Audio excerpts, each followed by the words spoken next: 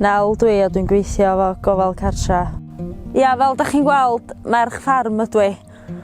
Fi eisiau gweithio ar ffarm am 13 years trwy iawn. Nes i adre i weithio wedyn. Wedyn nes i benderfynu mynd i wneud y job yma ar ôl pan o 9 y fyw.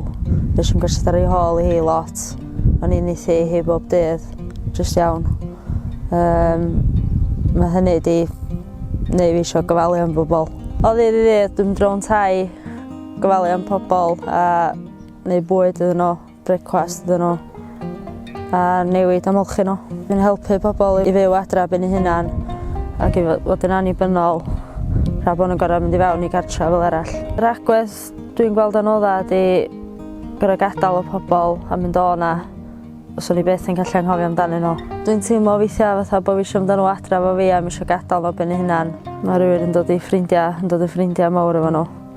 Mae'n job dod o'r wrthyn nhw. Beth dwi'n fwynhau fwyaf di mynd rownd a cael siarad efo bobl a mae'n deimlad braf gwybod bod fi'n helpu nhw. A da ni'n cael lot o hwyl efo nhw.